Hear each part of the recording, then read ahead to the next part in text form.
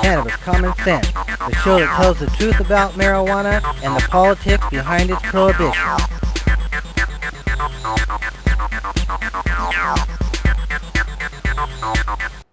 Hello, welcome to another exciting edition of Cannabis Common Sense.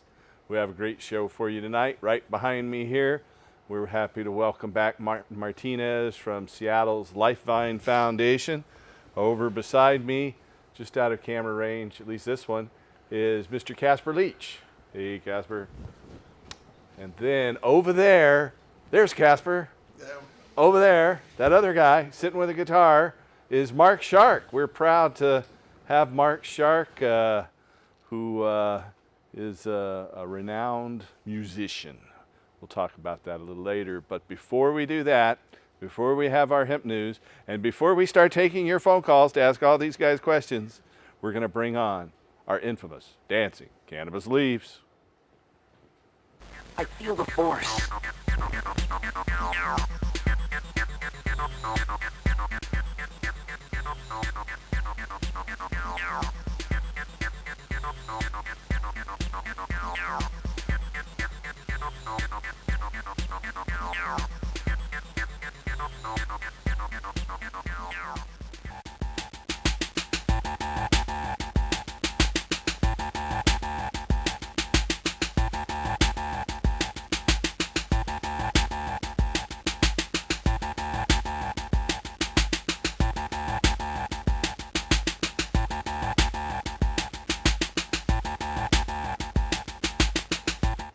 All right, our first hemp news story tonight is from our nation's capital, Washington, D.C.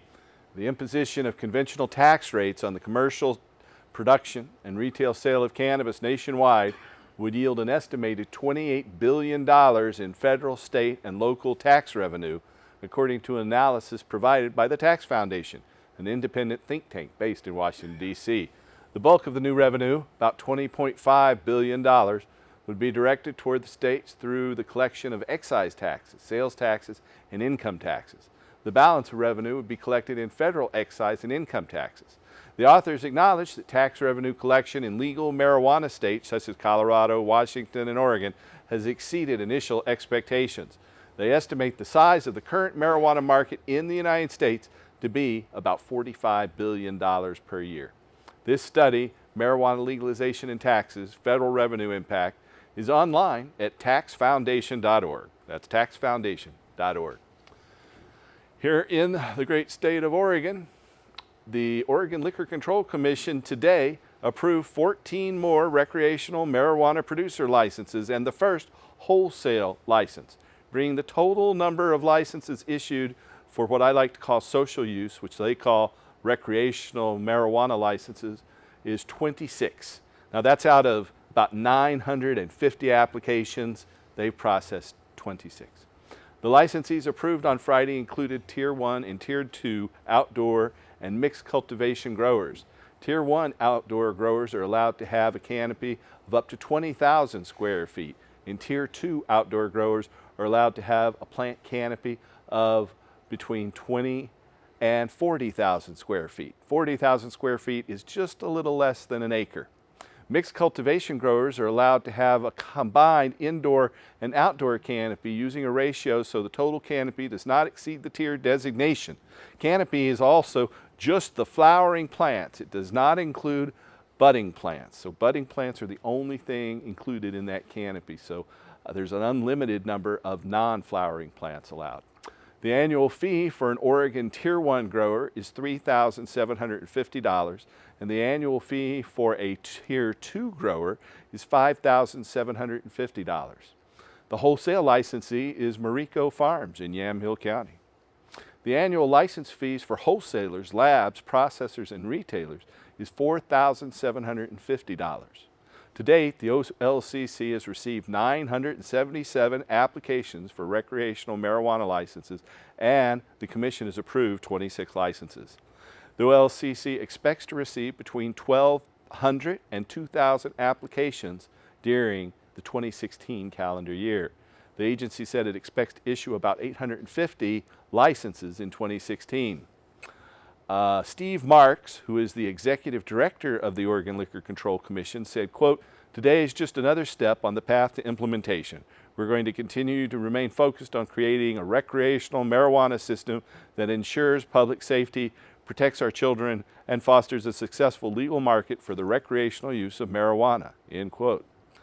Rob Partridge, the OLCC chair, appointed by the governor, says, quote, "These licensees reflect the pioneering spirit Oregon is known for. They come from a variety of backgrounds and experiences and possess the entrepreneurial spirit of this industry," end quote. The OLCC Commission will meet weekly through early June to approve license applications, at which time the Commission plans to delegate authority to the OLCC Executive Director to approve licenses. The OLCC said its licensing effort will continue to focus on producers, especially outdoor growers. A new report shows that the marijuana industry is making a tremendous impact on Oregon's economy. The report, titled Oregon Cannabis Jobs Report, was written by the cannabis consulting companies New Economy Consulting and Whitney Economics. It uses data gathered from surveys that were given to dispensaries across the state. The report shows that Oregon's cannabis industry is creating many new jobs and a lot of income. The report said that the marijuana industry in Oregon has created 2,156 new jobs this year so far in this state, and those jobs have generated $46 million in wages.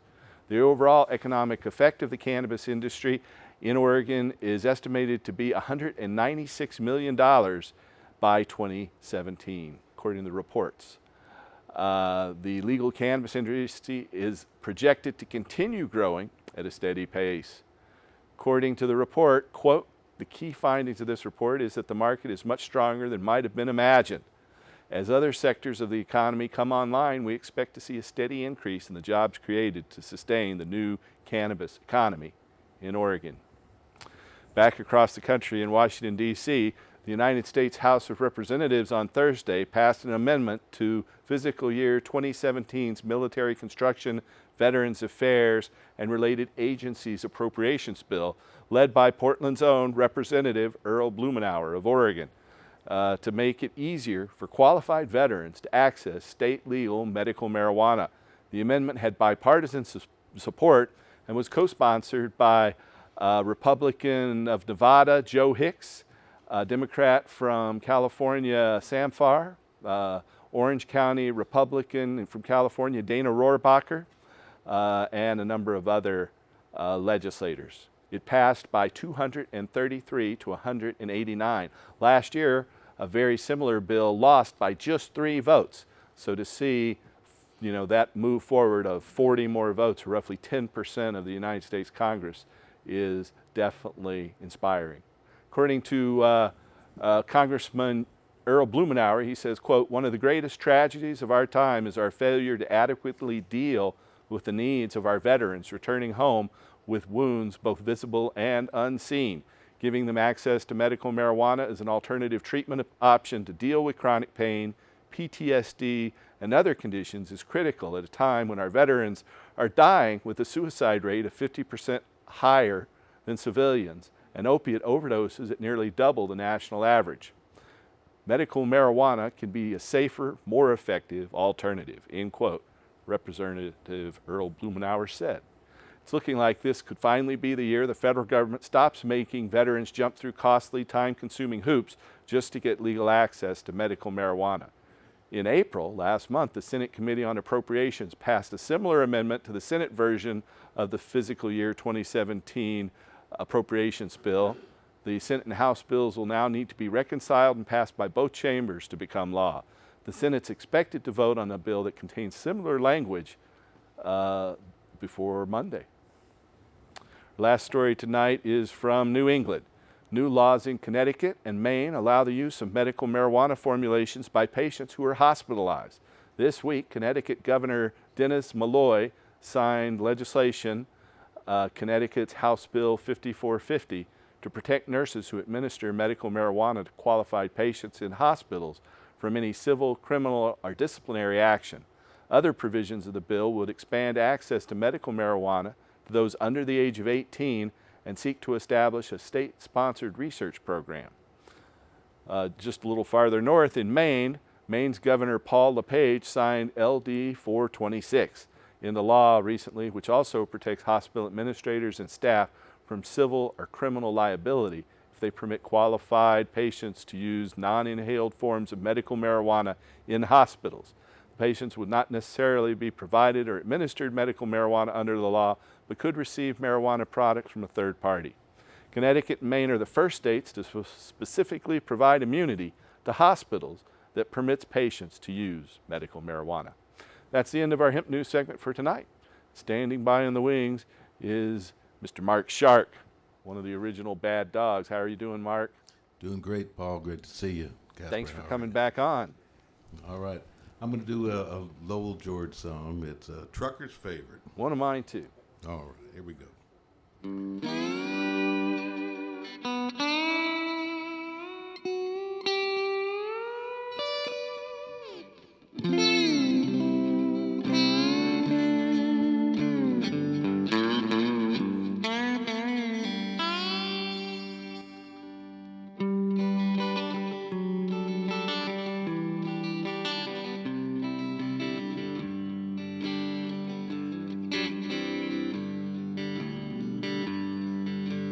Warped by the rain, driven by the snow, drunk and dirty, don't you know that I'm still,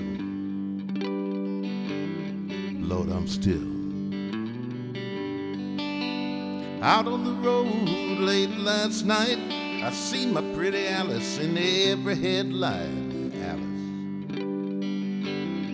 Dallas Alice, I've been from Tucson to Tucumcari, to Hatchapee to Tonopah, driven every kind of rig that's ever been made, driven by the back road so would not get weighed.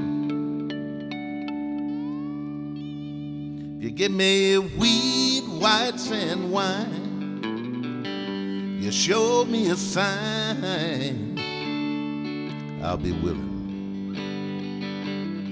to be moving.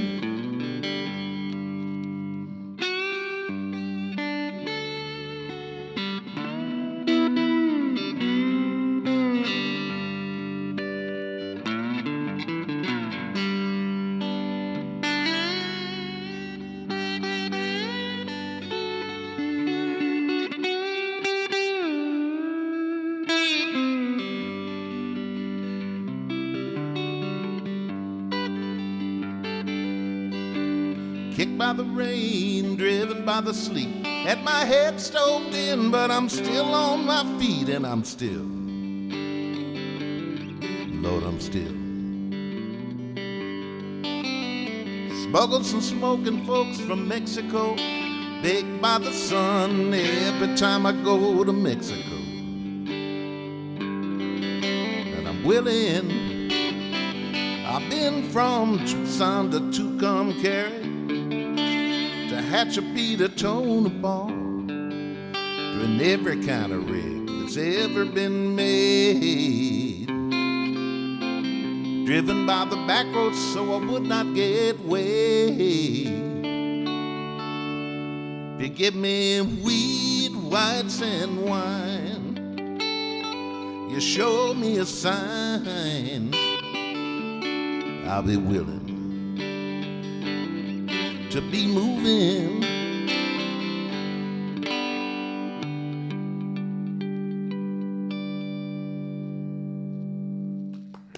Thank Yes, you, Mark. sir.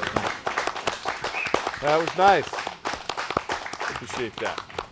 So, welcome, Mark. Thank Good to you. see you. Have Thank Martin you. Martinez back again this week. You got a couple of your books here, a little flower for us. How you doing, Casper? Happy Friday. Happy Friday. I hope our viewers are doing well out there this evening.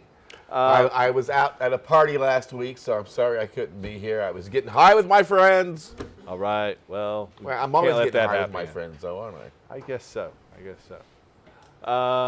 We will be taking your phone calls tonight. So if you have a question for Martin, Casper, myself about marijuana, hemp, medical marijuana, freedom in general, you can give us a call at that number that's there on your screen, 503-288-4442. That's 503-288-4442. 44, 42. And so let me show them your book here, Martin. This is your book you were talking about last week, The New Prescription. The New Prescription. Maybe we'll get camera 2 on that. And then you've got this video, The Miracle of Marijuana. Yeah.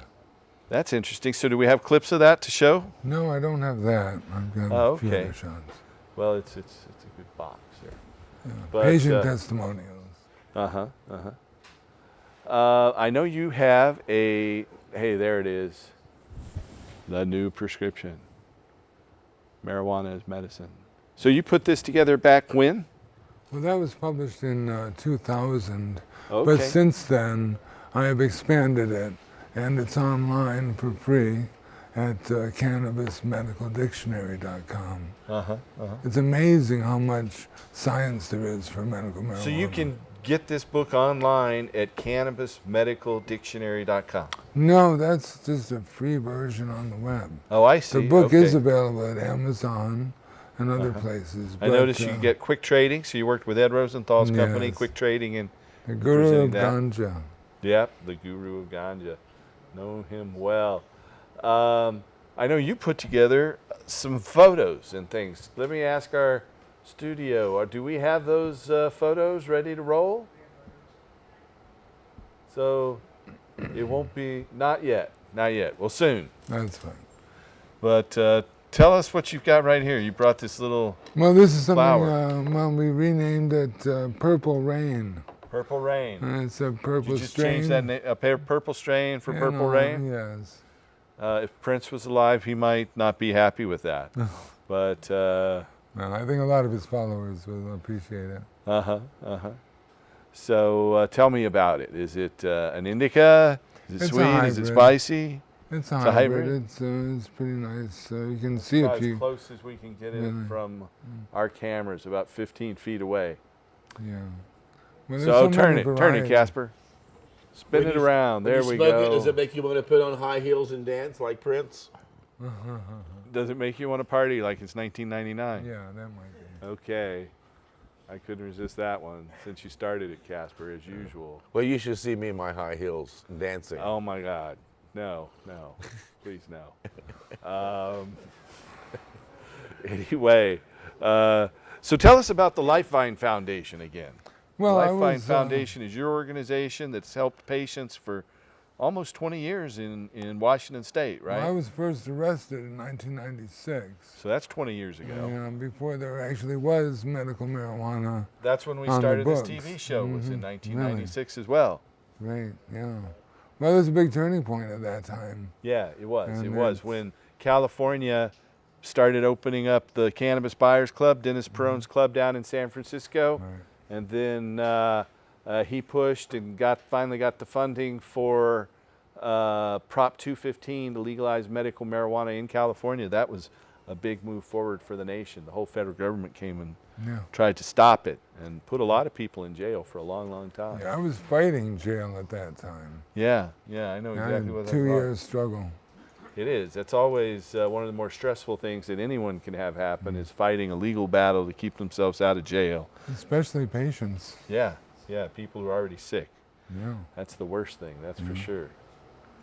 So what does the Lifevine Foundation do now?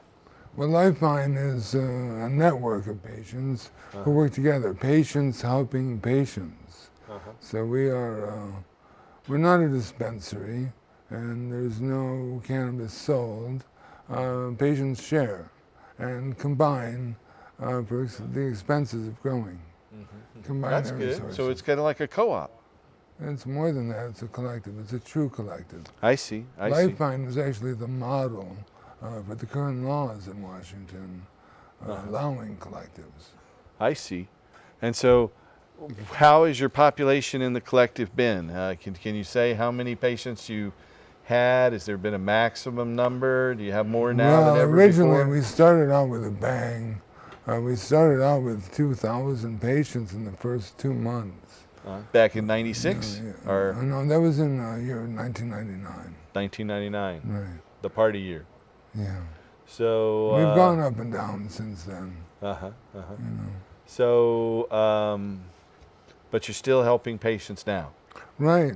Well, currently I'm in the state program for advising patients as a medical marijuana consultant. Yeah. Okay. And so what does that mean? You're going and meeting with state regulators, or? No, I'm helping the patients enter the system in the state as medical marijuana patients. Okay. I think we've Advising got them, the counselor. I've been doing this for a long time. I know. But now I I'm know. doing it legally, officially. Yeah. Certification. That's right. It's I started amazing. helping patients with certifications in 1999 as well. Mm. So we basically been on a very similar track there in terms of the time, which is why we know each other and everything. I think we have some of your presentation ready. Let's go ahead and put up some of those images. Medical cannabis versus recreational pot. Yeah. So lifevinegroup.org. There's the Cannabis Medical Dictionary.com and Sacred Cannabis. So, and there's your email, Martin at Cannabis MD. Cannabis MD. CannabisMD.org. So let's see the next slide. We need one of those. It's I too can't hard read to that. yeah. People at home might be able to. No, I don't think so. I think we had a problem between the Windows and the Well, let's go to the Apple next software. slide. Yeah, it's too hard to read. And what is this? Keep filing through it. Well, I'm trying to discuss the difference between recreational and medical use, and there is a big difference in the amounts that patients use in particular. You know, the patients need quite a bit more than a recreational person. Another thing is once you use it a lot, you build up a little tolerance to Absolutely. it. So you need more then than somebody That's who the might just thing. use it once a week.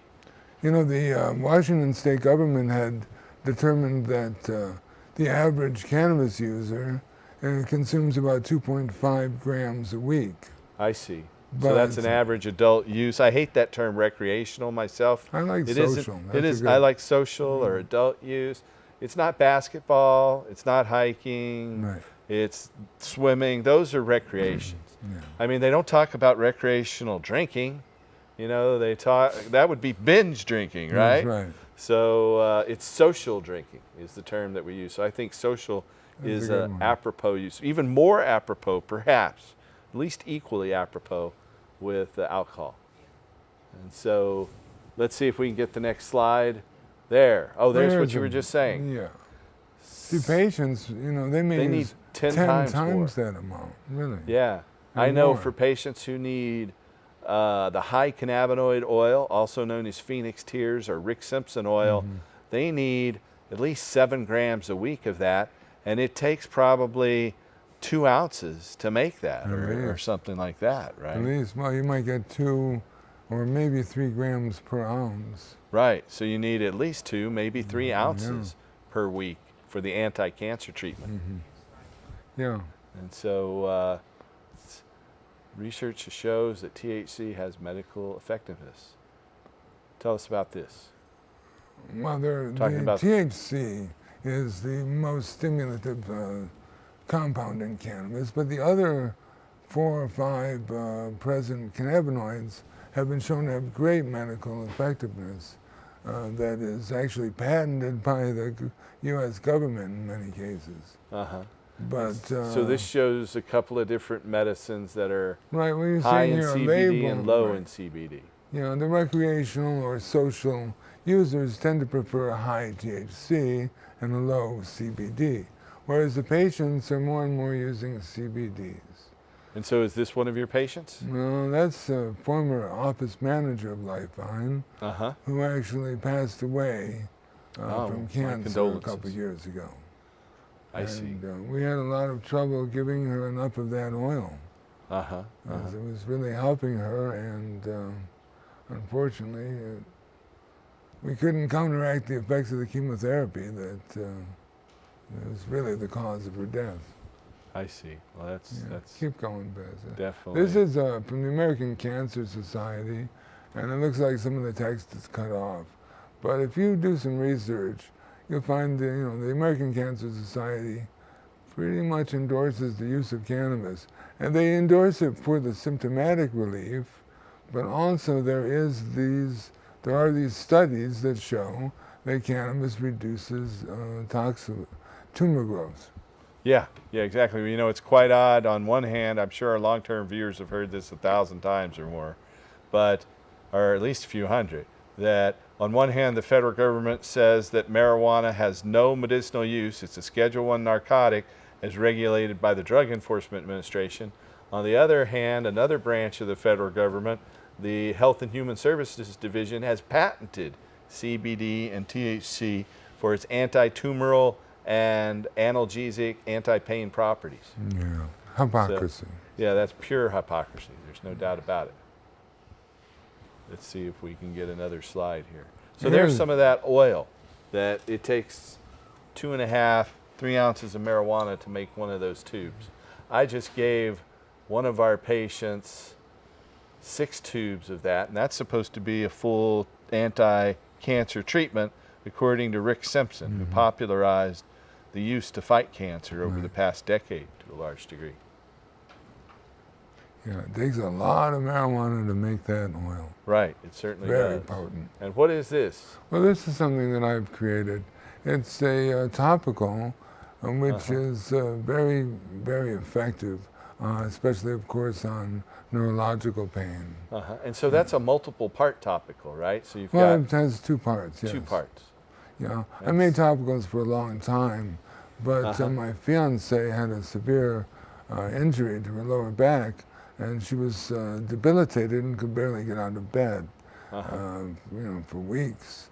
And I really started thinking hard then, and I came up with this process for using 2 different cannabis herbally infused Topical additives. So some of them, I guess, are oil-based, or is it also alcohol-based? Alcohol and an oil also. Okay, so you try both of them to They work really get as together. much as possible. The alcohol really goes in to absorb quickly, but the oil makes a good barrier and carries other cannabinoids. I see. It makes the alcohol absorb better and penetrate to the injury. I see. So that's a 2-part Agreed. compound. That's great. Yeah, we're starting to talk about pesticides now. This is something that I really wanted to stress in Oregon, and I don't know the exact rules in Oregon. In Washington, there are over 250 toxic pesticides that are allowed to be used on the cannabis. And recently there have been cases where 2 farmers were caught using pesticides that were prohibited. And there's no way. So hopefully they had their products pulled from the market. No. No, really, they kept No. selling that to patients. That's, Well, they've stopped, but we or don't know how many people. to the adult use or recreational right, market. recreational I see. market. But now in Washington, tell our viewers how the recreational the medical users are being forced into the recreational taxed environment. They're not going to be able to go to an untaxed market anymore. Well, that's where my job comes in, because if you are registered with the state of Washington, then you receive the tax-free cannabis. I see. However, it's not always the best medical quality. But they can't. Do they do that through the dispensaries, the recreational stores? The recreational They stores. will sell tax-free even in the recreational stores. If in you're Washington. registered. I see. So here you see somebody spraying some plants there. Yeah, the poisoning of our environment is a terrible thing that's been going on, for decades. You can see here's a diagram. When you put poison into the earth, it seeps and contaminates the earth, and of course the sea, and evaporates up to the birds, comes back down in rain, and this, it's terrible. The EPA recently came out with a report just a few weeks ago that lists 1,700 endangered species which are negatively impacted by currently used pesticides. Yeah, I guess it was Rachel Carson back about 55 years ago that first alerted us to the dangers of some poisons in the environment in her book, Silent Spring. Of course, then she died shortly after that book was published from toxic pesticide exposure. But this just basically shows that.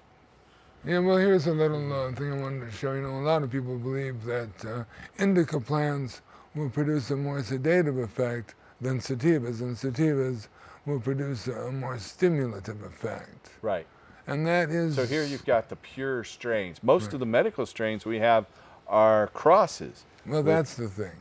So we have everything I grow is a cross between pure indicas and pure sativa strains. That's where the best strains usually are.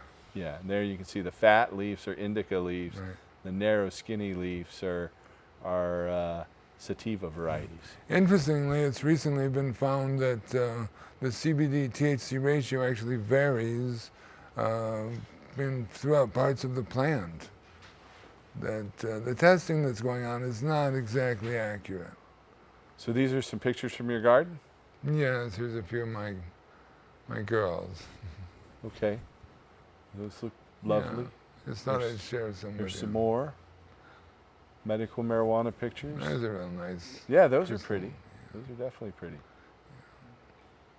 Oh, that's quite the crystally thing. I guess for our HD viewers out there, they can see those trichromes as big as my thumb. Mm-hmm. You know, They get so heavy they just fall over. Yeah, they do. They do. I have to use bamboo stakes. I do too. Right. And green stretchy tape. Is that a close up of a bud? Oh yes. Okay. This is an important point. And And this we've had our medical rights sort of trampled on in the last couple of years. But the patients need to just get together and continue to fight for their rights. I agree. Well, thanks for putting that together for our viewers. We do have a caller standing by. Welcome to the show, caller. Hello, caller. Hello there. Hey, we can hear you now. How are you doing? Okay. I need to find out what cancer. And I'm trying to find how I go about sending in the medical the doctor. I couldn't quite understand what you said. You were kind of breaking up. You know how cell phones are. What was that? You need to what? Okay, I'm trying to see how I find out about getting a medical plan. Oh, okay. I understood you then. We have Okay. doctors all over the United States that help patients get their medical marijuana cards. So if you need help, you have any of those conditions, chronic pain, nausea, neurodegenerative diseases, gastrointestinal ailments, cancer, HIV, then medical marijuana might help. It's legal for PTSD as well. And if you're outside of the Portland area, you can call the 1-800-723-0188. That's 1-800-723-0188. If you are here in the Portland area, you can call locally, 503-281-5100. That's 503-281-5100. We have doctors who can help you from Hawaii to the East Coast of North America. So just give us a call and we'll be happy to help. Were you able to get those numbers? Yeah, I'm 72 years old. I used to sleep when I was in Vietnam. But here, I'm looking now that I have cancer. I've had cancer for about 8 years. And I'm tired of taking pills. I want to try to get some oil I've been recommended without getting. Right. You definitely qualify under Oregon and Washington's medical marijuana law and most other states' medical marijuana laws. You just have to call the clinic, and there are doctors just waiting to help you. They'd be happy to help. Is this the one you said was 503-281-5100? Exactly. 503-281-5100. There it is again on your TV screen. And so leave a message right now. They're out of the office, but someone will call you back Saturday or Monday. I guarantee it. I appreciate it very much. You're very welcome. And if you're outside of the Portland area, anyone outside the Portland area that needs help finding a doctor, we have a nationwide referral service, so just call us at 1-800-723-0188. Okay. So Casper. Yeah. What else is new? I tell you, I have been so excited about watching the reality TV of the election series between Donald Trump and Hillary. It has been just one comedy after another, to say the least. I understand. It has been. It's been pretty crazy, I think. And, I think we have two of the most unpopular presidential candidates in history.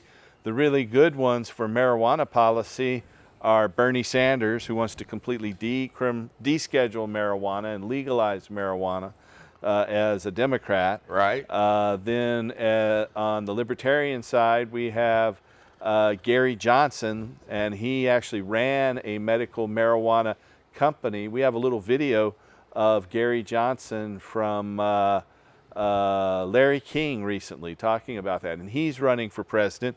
In 2012, Gary Johnson got 1% of the vote, but according to recent polls by MSNBC and CNN, when they include Gary Johnson in the mixture of are you going to vote for Trump, Clinton, Gary Johnson, or Jill Stein, the Green Party candidate, Gary Johnson has gone from 6 to 11% recently in polls, and Jill Stein has been polling at 1 or 2%.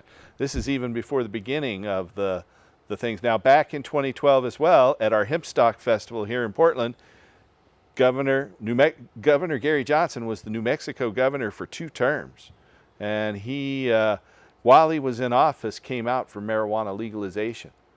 But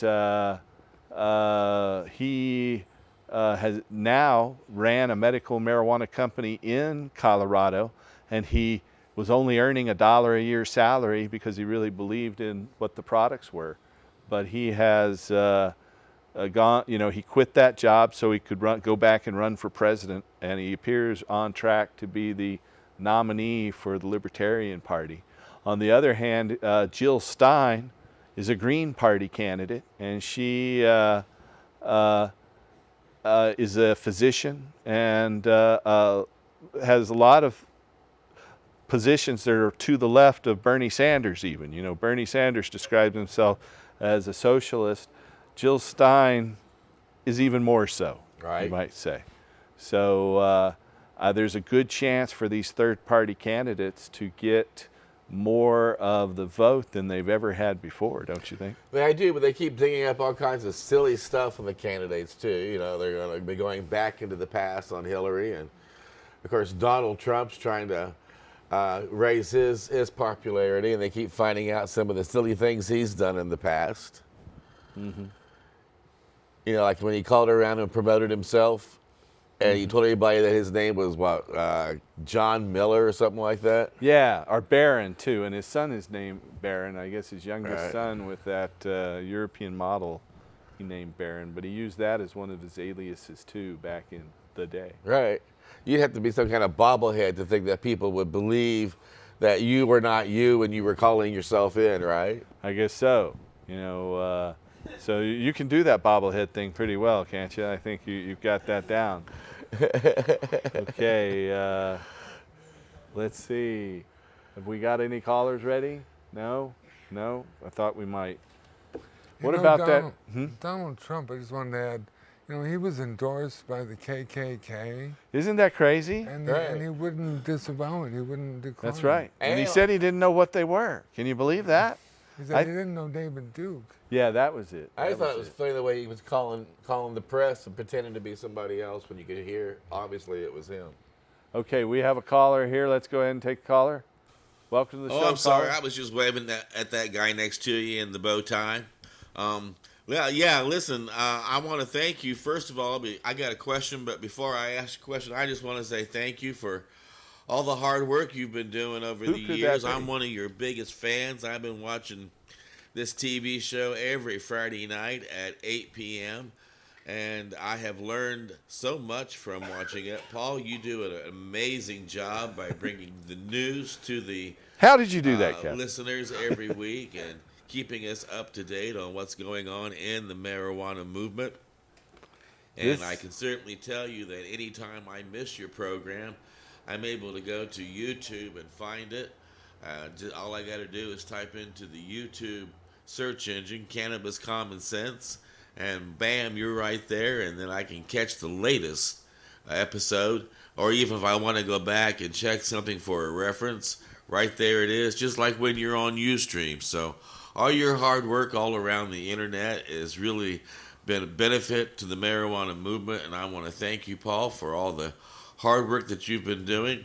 How did you do that? I You're like a also want to let you ventriloquist. know that every now and then when I get a chance, I go to the thc.foundation.org website and look up some information, whether it be about medical or about the regulations or the rules. You guys have so much information on your website that it is a place that people should go to on a regular basis if they're involved in the marijuana movement. The thc.foundation.org website is just a wonderful place to surf to.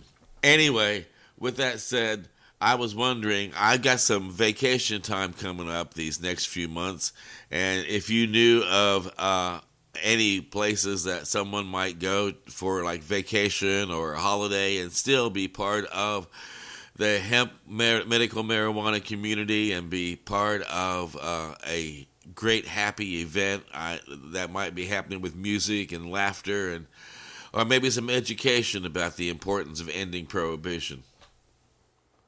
We'll come right here to Portland, Oregon. Hempstock is a good thing to come to. I know there's some people in Wisconsin that are organizing a group of people just as kind of a field trip to come to our Hempstock event, so I'm pretty happy about that. Boy, that guy had an amazing voice. He sounded just like you, Casper. Yeah. I mean, it was amazing how that worked out. Well, was there? Do you have another question for Paul? Well, thank you for sharing that. I'm going to make it a point to try to make my vacation work around a hemp holiday this summer and hang out with the marijuana family and see what kind of fun we can have. And yes, I do have a question. People around me have told me that they think that I might be bipolar. I might be like a loose cannon. Sometimes I guess you never know what I'm going to say or do.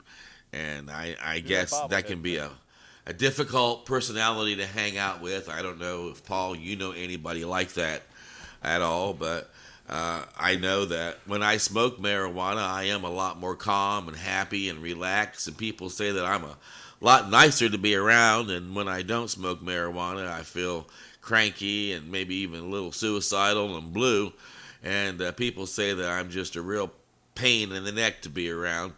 And I was wondering if bipolar syndrome is one of the symptoms or one of the medical problems that a person can have here in Oregon and get medical cannabis. And if not, what are the medical conditions that a person can get medical cannabis for? And do you know of a doctor that might help me get my medication so that I can be a happier person all day long and people would really enjoy hanging out with me? That's a tough one, but I think, there's the list of conditions: chronic pain, nausea. The only psychological condition that's approved in Oregon is PTSD, or post-traumatic stress, and rage associated with Alzheimer's. I'm not sure if Alzheimer's is a problem for you. Seems it might be because, but maybe rage too. I don't know. What do you think? Where can you go to get help? Just give us a call at that number. We have doctors all over the U.S. of A. We'll be happy to help you. Just call our referral line at 1-800-723-0188. And now thank him asking his name. What's your name? Well, you can bet that I'll be calling first thing in the morning, and you can let the people there know that my name is John Miller, and I'll be calling in tomorrow to be making an appointment at your fantastic clinic. And before I hang up, I also want to say to that funny guy next to you wearing that bow tie that I listen to that great radio station that he's got there at timeforhemp.com. And I do make it a point to listen to all the great hosts on there that are dedicated to ending prohibition all around the world. And it's true, his network is just like a good joint. It is always best when I share it with my friends. So I want to thank you for all the hard work you do, and if there's ever a chance that we get to smoke out together, you can bet yourself that I will be taking Time for Hemp. So this is John Miller saying good night and good luck, and I'll talk to you soon. And again, I love your program. I think you have very small hands. I don't know. They seem kind of small. They're huge. They're huge. My hands are huge. Okay. Jeez. All right. Thank you, John Miller. And John Barron and Donald Trump, wherever you are. Well, now I don't want to thank you. Forget that. We have another call. Let's take this call. Welcome to the show, caller. Oh, thank you for taking my call. The Sure. question I have is for your guest. About 30 years ago, a drug came out called DMSO, where you mix drugs with it and you can put it on topically, and it will absorb into the skin. Do you ever use DMSO, and also do you use the Marinol, the synthetic marijuana? Well, no, I don't use Marinol. I have a lot of friends who have prescriptions, but they usually find the Marinol is a little bit too strong.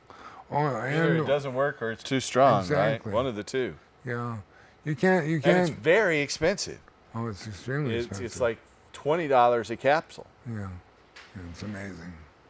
Yeah, and the other question about DMSO. It's synthetic THC suspended in sesame oil. Yeah. Well, without the other cannabinoids, it's not really the same at all. Right. All the cannabinoids together have a synergistic effect that has come to be known as the entourage effect of all the cannabinoids and terpenes. Right. I've never tried to use DMSO with cannabis. That's an interesting idea. I'll have to look into that.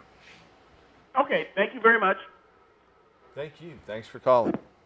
If you have a question or caller for us tonight, you can call us at the number that's there on your screen, 503-288-4442. And we do have another caller. Welcome to the show, caller. Oh, not that line. Well, you know, I was talking a moment ago about the Libertarian Party's nominee for president, Gary Johnson. Here he is with Larry King on Aura TV. Are you in the marijuana business? I was the president CEO of Cannabis Sativa for a year and a half. And I did that, Larry, because I really believe that legalizing marijuana makes the world a better place. On the medicinal side, these products directly compete with opioids, with painkillers, with antidepressants, and marijuana products don't kill anybody. On the legal prescription side, these drugs kill statistically 100,000 people a year. And I have always maintained, Larry, that legalizing marijuana will lead to less overall substance abuse because it's so much safer than everything else that's out there, starting with alcohol. The campaign to legalize marijuana in Colorado was a campaign based on marijuana being safer than alcohol. The campaign in California is treat marijuana like wine. Well, it's not like wine. It's not nearly as dangerous as alcohol. It's going to be legal everywhere, isn't it? I mean, it is going to be legal everywhere, and everybody talks about also the tax revenue, that this is such a big panacea, that it's a wonderful thing. I think that the tax revenue gets dwarfed by the savings in law enforcement, the courts, and the prisons. Let's stop putting people in jail for people making personal choices that don't harm anyone other than arguably the person involved. And whenever you cross over that line, whenever you cross over the line to potentially doing harm or doing harm, that's always going to be illegal, always. Should it be discussed in the presidential race? It should be, and of course it's not. In 1999, I, as governor of New Mexico, advocated legalizing marijuana. At that time, I was the highest elected official to do so. Larry, that's the good news. The bad news is, to this day, 17 years later, I am still the highest elected official to ever advocate on the part of legalizing marijuana. No governor, no U.S. senator, no congressman or woman is advocating legalization of marijuana, and yet 58% of Americans now say they want marijuana legalized. Boy, that is one big disconnect. But that's the disconnect between people and the politicians that we elect. Why would they be afraid to say it if it is the popular thing? It's crazy. It's crazy that there is that big of disconnect. I can't think of any other topic, any other issue that we have where there is that big a disconnect. You know, and that is Governor Gary Johnson, former two-term Republican governor of the great state of New Mexico. And I want what he's smoking because, as he says, he is the highest official supporting legalization. One of the things about Gary Johnson, in terms of it being the highest, is he has climbed each of the continent's highest mountains. He has scaled and conquered Mount Everest in Asia, Mount Denali or Rainier, or what is the one? Denali up in Canada. McKinley, that's it, McKinley. Aconcagua in South America, the tallest mountain in Europe, and the tallest one in Africa, Kilimanjaro. He's climbed all of those things, and he does all these Ironman triathlons, well, they tout that on his website, but I'm curious as to how does that help him run the White House? He has a lot of executive experience running the state of New Mexico. So well, he has been an executive officer dealing with the legislature. Many successful presidents are governors. He's a two-term, maximum termed out New Mexico governor, and he's run real construction projects where he put his own money up and started with nothing and created hundreds of jobs in New Mexico. That makes sense to hear that on his resume, but when I hear that he put his life at stake climbing up the side of a mountain for 2 weeks because he had nothing better to do in life, I'm thinking, how does that qualify you to be the president? He's a pretty tough guy. We have another video of another politician who just won the Portland mayor's race. We'll just have a couple minutes when we come back. Ted Wheeler was at the Global Marijuana March, marching with us 2 weeks ago, and here's his speech. To be here, my name is Ted Wheeler. I've got to say, it excites me to have been here today to talk to some of the cannabis industry leaders, some of the cannabis industry entrepreneurs. I am enthusiastic because they are excited, they're pumped, they're visionary, and they're excited about the economic opportunity of this industry for our state, for our region, and of course, for the great city of Portland. The people of this community, as you just heard, overwhelmingly voted for a legal, regulated, taxed cannabis industry. And as long as I am the treasurer for the state of Oregon, which is only about 7 months, and as a candidate for mayor of Portland, I promise you that I'm going to do everything I can to uphold the will of the voters in this community. I think there's a great amount of energy here today. This is a pivotal time for our country, for our state, for our city. But folks, let's be honest, there's a lot more that we need to do. I've heard from so many of the entrepreneurs about the importance of making sure that Portland retains its place as a respectful and open community to the industry. If we do that, what's going to happen is people are going to want to open businesses here, they will want to employ people here, and that can only be a good thing for our economy. Let's also understand that under Measure 91, there were rights that are ascribed to medical marijuana patients. They deserve a safe, respectful, indoor location to consume. That was the intention of Measure 91.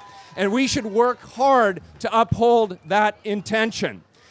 We also need to acknowledge that the entrepreneurs that were here today, only a year ago, they were criminals, and they were treated as such under Oregon law.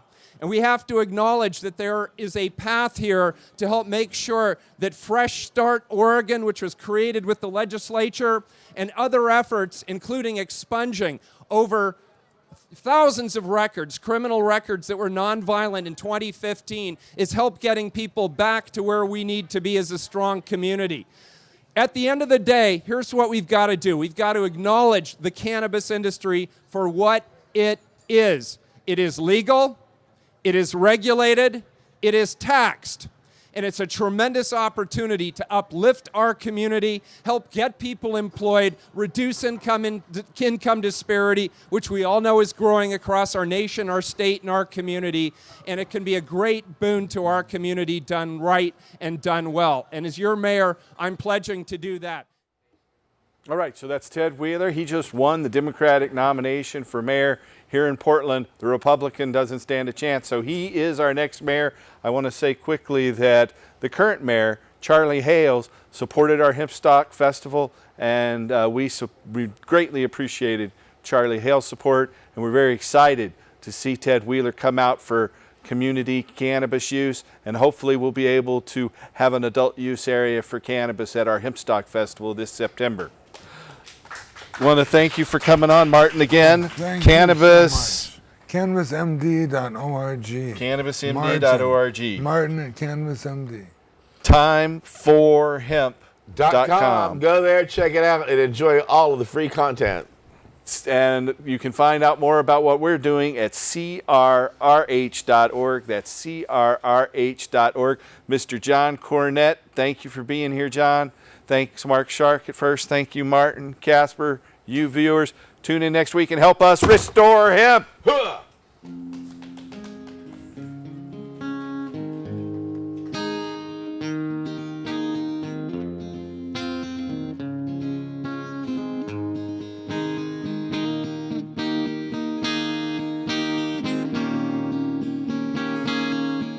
12,000 years she's healed our lives. For 1,000 more she will break the fight.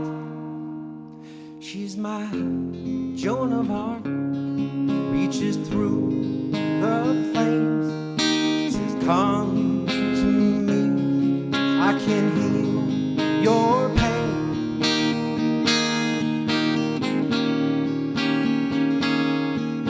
My Mary Jane, she's my Mary Jane, she's my Mary Jane, she's my Mary Jane. She comes